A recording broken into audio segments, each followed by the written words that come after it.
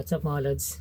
5 years ago, nung una akong bumili ng action cam ko mga lods. Ang una ko is yung Hero 4 na silver. Tapos sinunod ko yung Hero 7 na black. So yun ang mga ginamit ko nung unang nagmo-motovlog pa lang ako. Based on my experience, okay na okay naman silang gamitin. Lalo na yung Hero 4 mga lods kasi yung pinakaunang Hero, ito yung pinakamatibay na GoPro mga lods. Isa sa pinakamatibay. Yun nga lang hindi siya waterproof. Kaya ako kumuha ng Hero 7. Ito sila mga lods. So ito yung nauna kong GoPro, yung Hero 4. So bali dalawa tong Hero 4 na to mga lods. Itong isa kasi kay ano to, Gaspol. Kung matagal na kayong sumusuporta sa akin, matatandaan nyo si Gaspol. Bayo ko yon. Nag-motovlog din yung dati. Yan, pero tumigil na siya. Hindi na niya nagamit tong isa na to. So napunta na ulit sa akin. Dalawa na yung Hero 4 ko. So, bali, ito yung front cam ko talaga. Yung Hero 4 na silver. Goods pa to mga lods. Ito yung pinakamagandang Hero 4 ko. May plastic pa. Hindi ko pa tinatanggal yung plastic dito kasi wala siyang tempered glass. Hindi ko nabilan to dati ng tempered. Maganda pa siya mga lods. Ito yung battery compartment.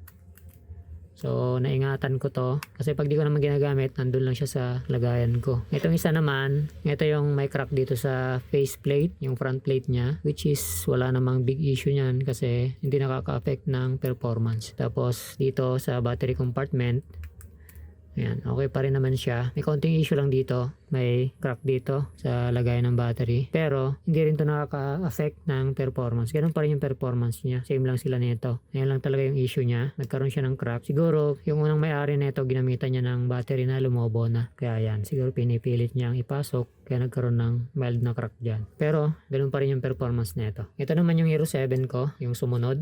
Dito sa Hero 7 na to, bago pa lang to nung ginagamit ko is nagkaroon to ng issue. So, nawalan to ng speaker. By the way, itong dalawa na to, goods ang speaker nito. Ito, nawalan to ng speaker. Hindi ko rin alam kung bakit. Brand new ko to binili. Hanggang ngayon nasa akin pa rin. So, yun yung naging issue niya. Ito, goods na goods mga lods. Ginagamit ko pa rin to hanggang ngayon. Ayun lang yung naging issue niya. Nung bago pa siya, nawalan na siya ng speaker. Hindi ko na siya pinagawa. Ang ginagawa ko na lang, pag nakakakuha ako ng footage, kinokonek ko sa cellphone ko, then dun ko siya pinapanood sa cellphone. O, ayun lang naman. Hindi rin nakaka-affect sa performance yung speaker na yun. Kasi speaker lang naman yung nawala. Tapos, ito. Nagkaroon siya ng crack na yung ano niya. Yung cover ng power button niya is nagkaroon na ng crack, katagalan na rin, kakapindot siguro. Ginagamit ko pa rin naman to hanggang ngayon. So, sign of usage na rin dahil sa katanggal kabit sa mga accessories niya, kagaya nito yung Ulanzi. May mic adapter din yan. Yun nga lang, isa na lang yung battery kasi naglubuhan na lahat. Pag di ko kasi nagagamit tapos naka full charge yung battery, hindi pala maganda yon. So, yun yung nagiging cause ng paglobo ng battery. Meron din siyang data transfer na cable, original. Yung kanyang standard case. Binilang ko rin siya ng portrait case na Hank. Ganito yung mounting niyan. Ganyan. Pinag-iisipan ko pa kung i-out ko na to kasi plano kong mag-upgrade ng action camera. Pero itong dalawa na to, yung Hero 4, ito sure na to mga lods na i-out ko na siya. So yung mga nag-start dyan ng motovlogging, ito rin naman yung gamit ko noon nung nag-start pa lang ako. Goods na to mga lods kaysa mag-ibang brand kayo. Kagaya ng mga ibang murang brand, maganda to gamitin mga lods. Tapos yung pinakamaganda dito is yung pick up niya ng audio. Napakalinaw. Parehas tong working. Tapos meron silang tig-isang dive case. Goods na goods pa to mga lods. Wala pang sira yung kanilang ito, yung lock, goods pa rin lahat yan. Meron din akong isang open side na case. Pwede nyo gamitin ito sa pagmamotovlog sa main camera nyo na nakakabit sa helmet. Meron siyang butas, so pwede ka maglagay dyan ng mic. Meron na rin tong mic, yan. So, pwede nyo siyang gamitin. So, ganito mga lods. Ayan. Itong open side, hindi to waterproof kasi open nga yung side niya. So, pwede kayong maglagay dyan ng mic. May mic na to kasama. Plug and play na yan. Yung, i-mount nyo na lang sa helmet nyo. Pwede na kayong mag-motovlog. Ganun din naman to. Same lang din. Parehas lang na unit yan. Tapos, mayroon din akong pang-mount. Kung halimbawa maglalagay ka ng front cam, lalagay mo itong isa. Front cam mo or dashboard. Depende kung saan nyo gagamitin. Pwede siya. So, meron akong skeleton case. Yan, binili ko rin yan dati. Yan siya. So, pwede nyo nang i-mount sa harapan ninyo. Nasabi ko naman na sa inyo kung ano yung issue. Yun lang, yung mga crack lang dito. Pero sa performance, walang issue. Meron na rin tong lens protector. Yan, may cap yan, lens cap. Pwede nyong takpan kung hindi ginagamit. Ito pa yung isa. Ano siya, clear. Yung isa, ano talaga, blackout. Ayan, so pwede nang mag-start ng motovlogging. Meron yung battery mga lods. Meron akong bago-bago pa na battery kasabay na ito yung original na charger. Napakadaming inclusion nito mga lods. Original yan, GoPro na charger. Ayan o.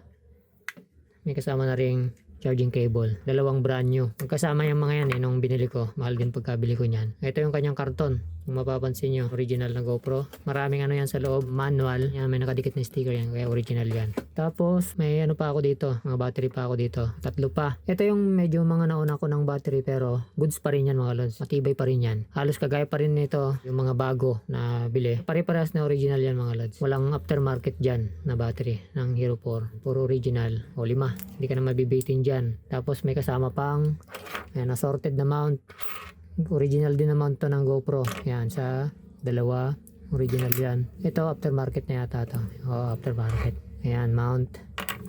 Ito pa. Meron ding ano, J-hook. Kung gusto mo ng J-hook. Sasama ko na rin to kung gusto nyo. Yung mga pang cellphone holder na pwedeng ilagay sa chest strap or pwede rin sa tripod. Yan, kasama lahat yan mga lods sa package na yan kung kukunin nyo tong Hero 4 na to. So package na siya. Meron din akong ano dito eh. Actually para sa ano to, sa Hero 7. Yung mic na ito, ginagamit ko sa Hero 7 yan mga lods. Pero yung adapter na ito, may kasama kasing adapter to eh. Pang Hero 4 yung adapter na ito.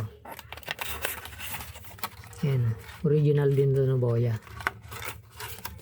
So meron siyang adapter, pwede kang gumamit ng mic na 3.5mm. So may converter siya para sa Hero 4. Ayan siya mga lods. So pwede kang gumamit ng ibang mic na 3.5mm. So gusto ko sana bundle na tong kukunin mga lods. Para yung kukuha, meron na siyang front cam, may main cam. Kahit alin dito, goods yan mga lods. Walang problema yan. Yun, PM nyo lang ako kung gusto nyo to mga lods. Ito pa lang yung sure na i-out ko. Teka lang, mag-testing tayo. Baka sabihin nyo, black to eh. Hindi ito Hero 4 black, silver po ito. Meron po itong screen. So mag-testing tayo. Tingnan natin kung may charge tong mga battery niya. Power button niya itong harapan. Yan o. Magana yan. Hero 4. Yan siya mga lods eh. Full charge pa pala yung battery oh. Ito yung kagandahan sa original na battery ng GoPro no. Kahit full charge siya na-stack mo, hindi siya ano lumulobo mga lods. Ito may memory card na rin to na 64GB mga lods. Yan 1080. Try natin.